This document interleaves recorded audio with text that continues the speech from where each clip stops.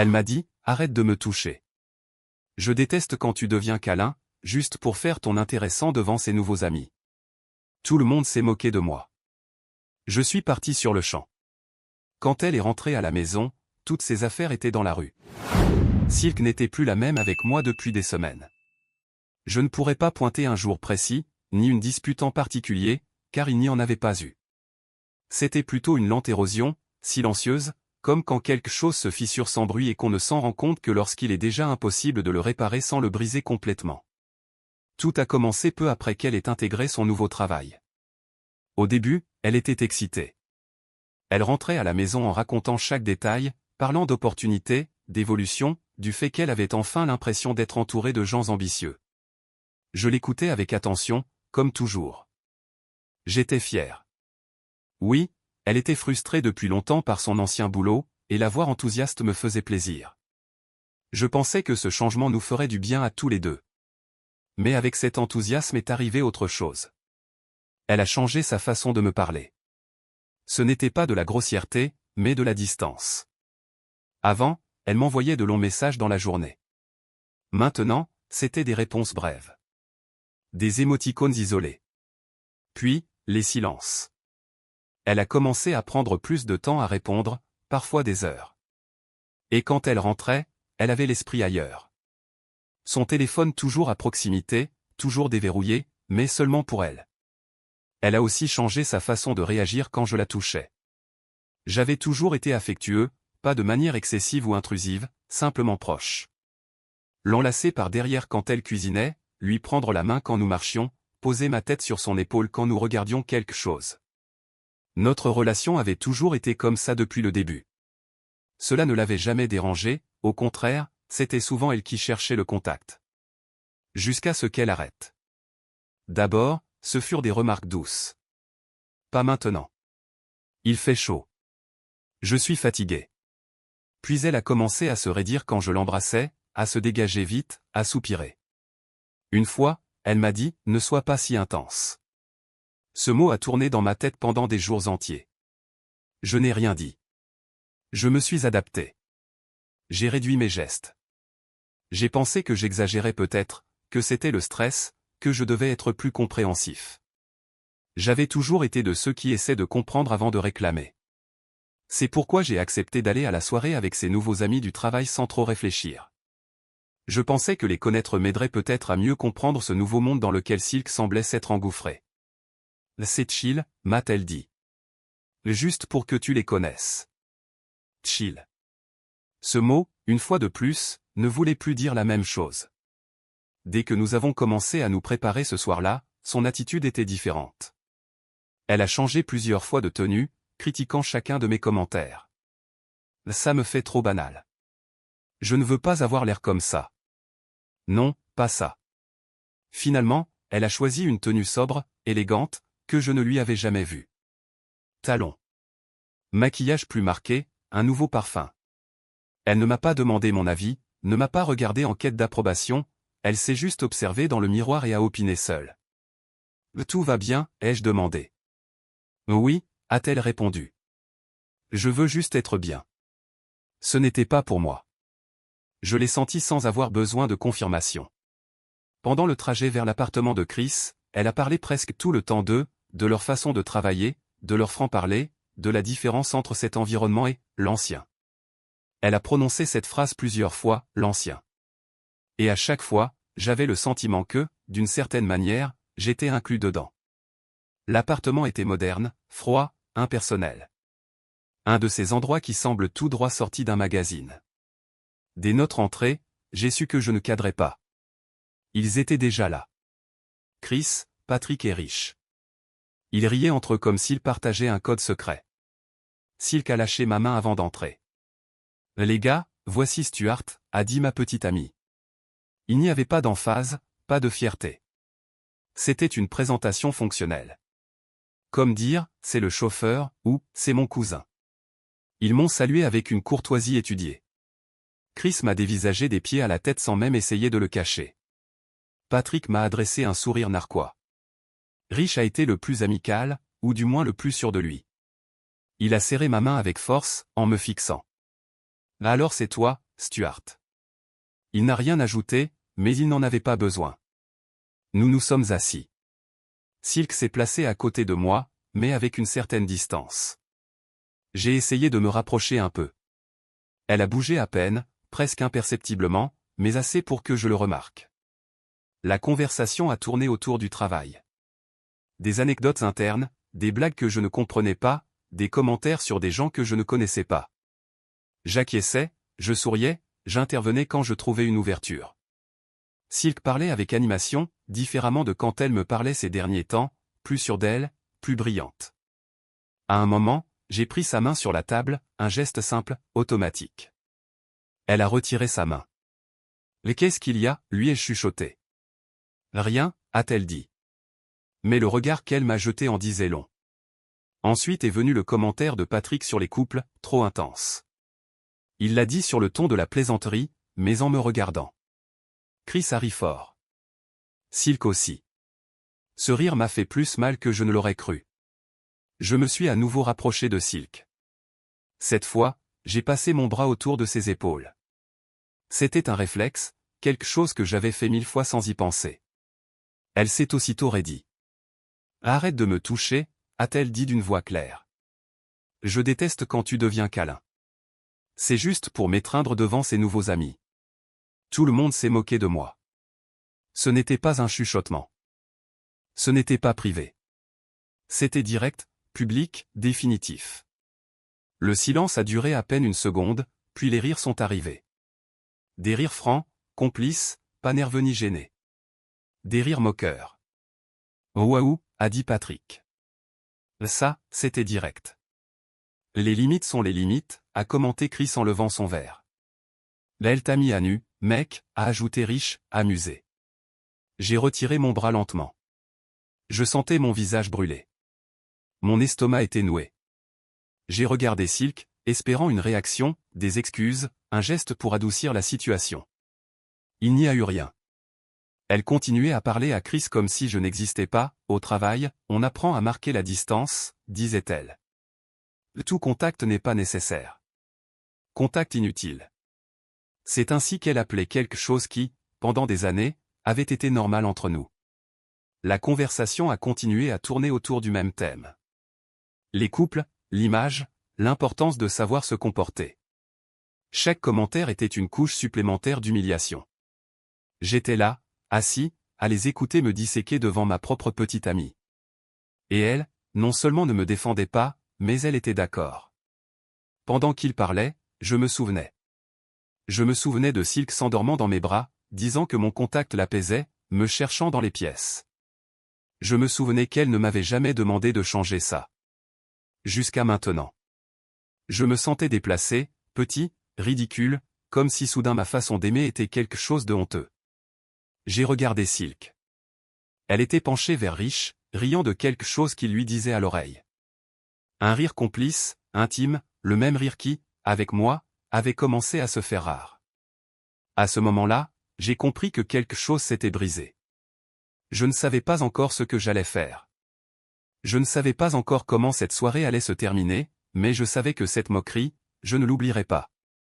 Et je savais que ce n'était pas seulement une réunion gênante, c'était un signe. Un signe que je ne pouvais plus ignorer.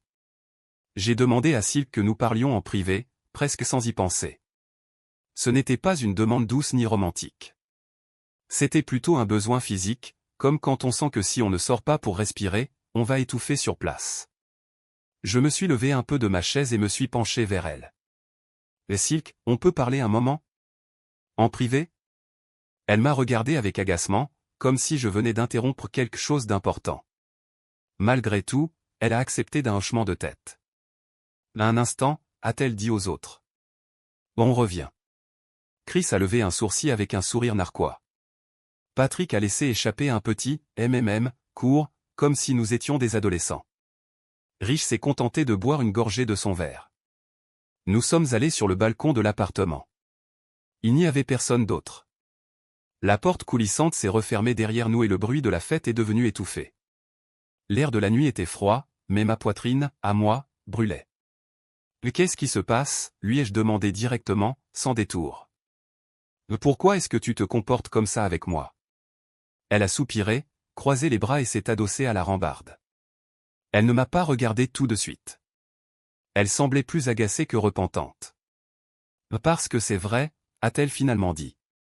Mais tu es trop collant, Stuart. J'ai senti le coup sec, comme si elle m'avait giflé. Empalagoso. Empalagoso, ai-je répété. Pour t'avoir embrassé. Elle a levé les yeux au ciel. Mais tu ne peux pas me ficher la paix une seule soirée, a-t-elle ajouté. C'est si difficile. C'est ça qui m'a fait le plus mal. Me ficher la paix. Comme si j'étais une nuisance. Comme si ma présence était quelque chose qu'elle devait tolérer, pas choisir. Alors dis-moi une chose, ai-je dit en essayant de garder la voix ferme. Pourquoi est-ce que tu devais le dire devant eux? Là, elle a hésité une seconde. Juste assez pour que je le remarque. Je ne sais pas, a-t-elle répondu. Je l'ai juste fait. Oublie ça. Elle s'est approchée un peu plus. Elle a baissé la voix. Sérieux, Stuart. N'en fais pas tout un plat. On retourne à la soirée. Je la regardais et je ressentais quelque chose d'étrange, un mélange de tristesse et de désarroi.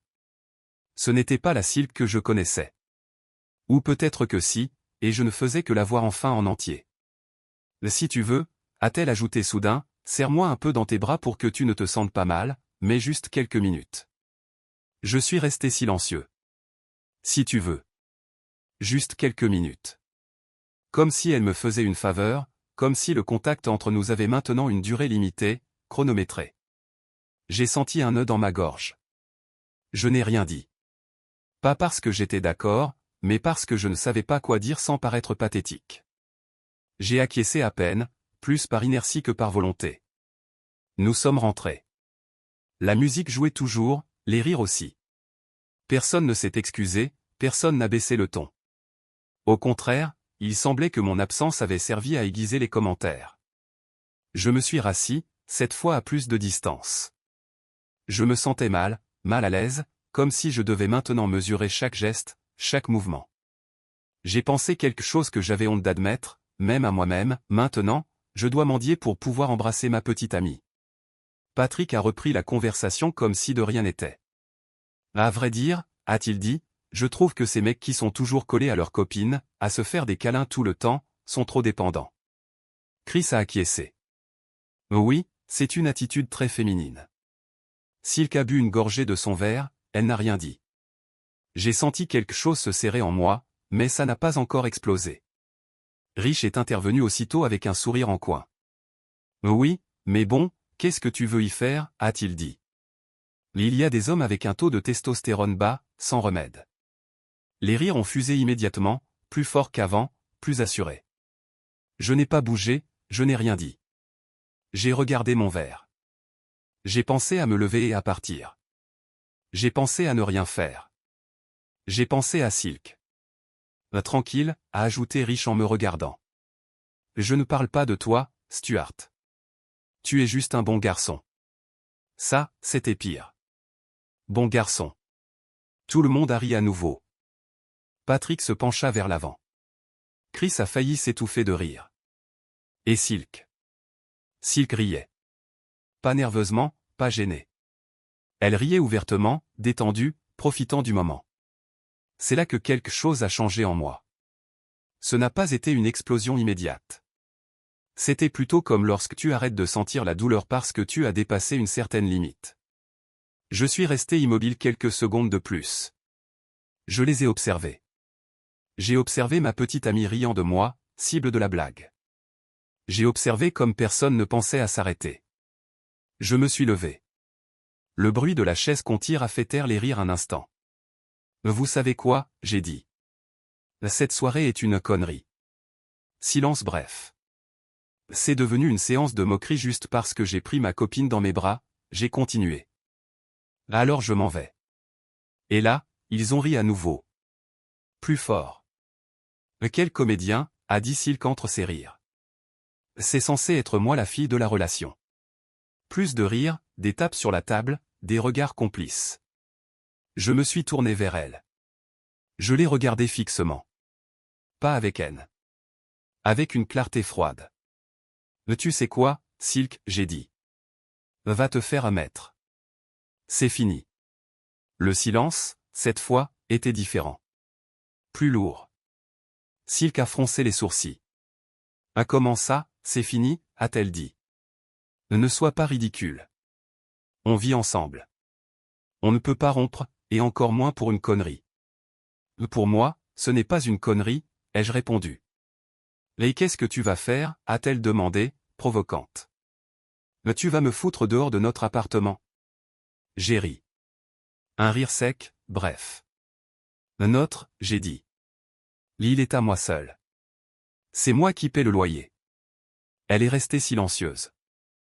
Tu as jusqu'à minuit ce soir, j'ai ajouté. Pour sortir toutes tes affaires. J'ai regardé l'heure. Il était 21h. Patrick a brisé le silence. Tu l'as dit, riche, a-t-il lâché. Les typiques de l'homme à la testostérone basse. Je l'ai regardé. Patrick, j'ai dit. Avant de te moquer de la testostérone de quelqu'un, va vérifier la tienne. Cette voix que tu as, elle ne sonne pas très différente de celle que tu devais avoir à 13 ans. Patrick est devenu sérieux. Son sourire a disparu complètement. Il avait toujours eu une voix aiguë et tout le monde le savait.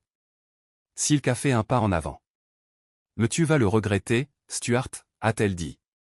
Cette crise de colère va te coûter cher. J'espère que quand je rentrerai à la maison, tu auras des excuses à me faire. Elle m'a regardé comme si j'étais un enfant qui faisait un caprice. Maintenant, va-t'en, a-t-elle ajouté. Et laisse-nous profiter de la soirée. Je n'ai pas répondu. Je me suis retourné et j'ai marché vers la porte. Derrière moi, des rires, des commentaires, le choc des verres. Personne ne m'a suivi. Personne ne m'a arrêté. Tout en descendant les escaliers, les mains légèrement tremblantes, j'ai su une chose avec une certitude absolue, cette nuit n'était pas terminée. Et que le plus difficile ne faisait que commencer. Je suis arrivé à l'appartement, les mains toujours tremblantes. J'ai fermé la porte derrière moi et me suis adossé contre elle quelques secondes. Le silence m'a frappé plus fort que n'importe quel cri de la soirée. Tout était exactement comme quand nous étions partis. Le canapé que j'avais acheté, la table que j'avais choisie, la lampe que j'avais montée seule un dimanche après-midi pendant qu'elle se plaignait de la chaleur. Tout était immobile, rangé, intact. Moi, je n'étais pas intact. J'ai fait quelques pas, j'ai enlevé mes chaussures et je me suis assis au bord du canapé. J'ai repensé à ce qui venait de se passer. J'ai repensé à Silk qui riait. J'ai repensé à la phrase « bon garçon ». J'ai repensé à la facilité avec laquelle elle avait tout minimisé. À la façon dont elle avait dit connerie sans hésiter. Je savais parfaitement qu'elle n'allait pas arriver tranquillement récupérer ses affaires. Je la connaissais trop bien. Elle n'acceptait jamais de perdre le contrôle. Elle trouvait toujours le moyen de retourner la situation, de jouer l'offensée, d'imposer sa version. Si je laissais tout en place et allais me coucher, elle allait arriver en criant, en réclamant, en exigeant d'entrer. Et même si je sortais ses affaires, elle avait les clés. Elle pouvait entrer quand elle voulait. Je pensais, même si je sors tout, même si je ferme, elle entrera quand même. Je me suis levé et je suis allé à la cuisine pour me servir un verre d'eau. C'est là que je les ai vues. Les clés étaient sur la table, à côté de son petit sac. C'était toujours comme ça. Silk avait une forte tendance à les oublier. Elle se reposait sur moi. Elle savait que j'avais toujours les miennes. Elle savait que j'étais toujours là. Cette nuit, sans s'en rendre compte, elle avait laissé juste la seule chose qui lui donnait le pouvoir de revenir. Je les ai regardés un moment. Je n'ai pas senti de culpabilité. Je n'ai pas senti de précipitation. J'ai senti quelque chose de plus froid, de plus clair. J'ai souri. Ce n'était pas un grand sourire triomphal. C'était bref, silencieux, comme si le destin, pour une fois, m'avait mis les bonnes pièces en main. D'accord, j'ai dit à voix basse. Faisons-le bien. Je suis allé dans la chambre et j'ai sorti les cartons que j'avais rangés au-dessus du placard. Des cartons de quand j'avais emménagé ici, avant de la connaître. J'ai aussi pris de grands sacs poubelles renforcés. Pas par mépris. Par pragmatisme. Silk avait beaucoup de vêtements. J'ai commencé sans hâte. J'ai ouvert le placard et j'ai pris ses vêtements un par un. Robes, chemisiers, pantalons. Tout est tombé dans les cartons. Je n'ai rien plié, je n'ai rien arrangé. Je ne les ai pas maltraités non plus, je les ai juste mis dedans. De façon neutre, mécanique, comme si j'emballais la vie de quelqu'un d'autre. Ses chaussures sont allées dans un autre carton. Talons, baskets, sandales, tout ce qu'elle avait utilisé pour sortir avec ces gens, tout ce qu'elle avait utilisé pour se transformer en quelqu'un que je ne reconnaissais plus avec moi. Les produits de maquillage sont allés dans un sac. Ses cosmétiques, ses parfums, ses crèmes. L'odeur de son parfum a flotté dans l'air une seconde de plus. J'ai ouvert la fenêtre. Il n'y avait rien d'autre qui fût à elle. Les meubles étaient à moi. Le lit, je l'ai acheté. Le frigo, la télé, la table, tout. Elle n'en avait jamais revendiqué la propriété quand nous vivions ensemble. Elle n'avait jamais parlé de notre propriété jusqu'à ce qu'elle ait besoin d'utiliser ce mot comme une arme. J'ai sorti les cartons dans le couloir. Je les ai alignés devant la porte. J'ai fermé la porte à clé et j'ai tourné la clé une deuxième fois, juste pour le ressentir. Il était presque 22 heures quand j'ai terminé. Je me suis assis sur le canapé et j'ai éteint les lumières. Je ne voulais plus penser. Je ne voulais pas l'imaginer arriver. Je ne voulais pas anticiper. Vers 2 heures du matin, les coups ont commencé. D'abord doux, puis fort, puis désespéré. Elle hurlait. « Ouvre la porte !» Je n'ai pas répondu. Elle a frappé encore et encore. Elle a commencé à donner des coups de pied, à insulter. « T'es un imbécile. Ouvre tout de suite. Tu ne peux pas faire ça. » Je suis resté assis dans le noir. Mon cœur battait fort, mais je n'ai pas bougé, je n'ai rien dit. Le silence était la seule chose qu'il me restait. Quelques minutes plus tard, un voisin a ouvert sa porte. « Taisez-vous » a-t-il crié. « Je vais appeler la police. » Silk a baissé le ton, mais n'est pas partie. Elle s'est mise à pleurer. Des pleurs bruyants, exagérés, les mêmes qu'elle utilisait quand elle voulait retourner une situation. « S'il te plaît, Stuart, disait-elle. Pardonne-moi. Parlons. Ouvre juste. » Je n'ai pas répondu. Les minutes ont passé. Les coups se sont espacés. Puis les insultes sont revenues, puis les pleurs à nouveau, tout cela par cycle. Je regardais l'heure. À 5 heures du matin, on n'entendait plus rien. Je ne savais pas si elle était partie ou si elle était simplement assise dans les escaliers. Ça ne m'importait plus non plus. Je me suis couché sans enlever mes vêtements. Je n'ai pas beaucoup dormi. Le lendemain, vers midi, mon téléphone a sonné. C'était un numéro non enregistré. J'ai répondu. « C'est Stuart » a demandé une voix masculine, furieuse. « Oui. Je suis le père de Silk. Tu sais ce que tu as fait? Pour qui tu te prends? » Je ne l'ai pas interrompu. Il a déversé tout. Que j'étais un abuseur, un immature, comment j'avais osé laisser sa fille à la rue, que j'allais le regretter. Quand il a fait une pause pour reprendre son souffle, j'ai parlé. « Votre fille ne m'a pas respecté. Elle s'est moquée de moi devant d'autres. Elle m'a humilié. Et ce n'était pas la première fois. Ça ne justifie rien, a-t-il hurlé. Pour moi, si, ai-je répondu. Et elle mérite ça, et plus encore. Il y eut un silence. Ne me rappelez plus, ai-je ajouté. J'ai raccroché. Les jours suivants ont été étranges. Pas silencieux comme je l'avais imaginé, mais bruyants d'une autre façon. Silk n'est pas revenue à l'appartement, n'a pas tenté d'entrer à nouveau, mais elle est apparue ailleurs. Partout où elle pouvait être vue. Elle a commencé à poster des vidéos sur ses réseaux. D'abord une, puis une autre, puis une par jour. Toujours avec la caméra proche, une lumière douce, les yeux rouges mais bien maquillés. Elle pleurait de façon posée, mesurée, pas comme elle pleurait vraiment quand quelque chose la touchait, mais comme quelqu'un qui sait quand respirer pour que l'alarme soit parfaite. Les phrases étaient toujours similaires. On ne sait jamais ce qu'on a avant de le perdre. Le vrai amour n'apparaît qu'une fois. Ne sois pas comme moi, et poursuis-le avant qu'il ne soit trop tard. La vie te donne des leçons dures, et celle-ci fut la mienne. Elle ne prononçait jamais mon nom. Elle ne parlait jamais de ce qui s'était passé. Elle ne mentionnait pas la moquerie, l'humiliation, les rires. Elle laissait juste clairement entendre qu'elle était brisée, qu'elle avait perdu quelque chose de précieux, qu'elle était une victime de ses propres décisions, ou de quelqu'un d'autre, selon qui interprétait le message. Les gens répondaient comme on pouvait s'y attendre. Des commentaires de soutien, des cœurs, des messages du style « Tu mérites mieux », ses nouveaux amis, surtout du travail, lui laissant des phrases profondes comme s'il la connaissait depuis toujours. Je n'ai rien fait. Pas de réaction, pas de commentaires, pas de j'aime, pas de partage, pas d'indirect. Je n'ai rien posté. Pas de phrases cryptiques, pas de stories tristes. J'ai simplement continué ma vie, ou du moins ce qu'il en restait à ce moment-là. Elle m'a envoyé des messages que je n'ai pas lus. D'abord longs, puis courts. Elle est passée du reproche au pardon sans étapes intermédiaires. On peut parler comme des adultes. Tu es allé trop loin, mais moi aussi j'ai fait des erreurs. Notre relation me manque. Je n'ai pas répondu. Une nuit, presque une semaine plus tard, un numéro inconnu m'a appelé. J'ai hésité quelques secondes, mais j'ai répondu. Stuart, a dit sa voix. C'était Silk. Je voulais juste entendre ta voix, a-t-elle ajouté rapidement. Tes câlins me manquent. Je n'ai pas soupiré. Je n'ai pas ressenti de nostalgie. Je n'ai pas ressenti de colère. Juste de la fatigue. À vrai dire, lui ai-je dit, rien ne me manque. Silence.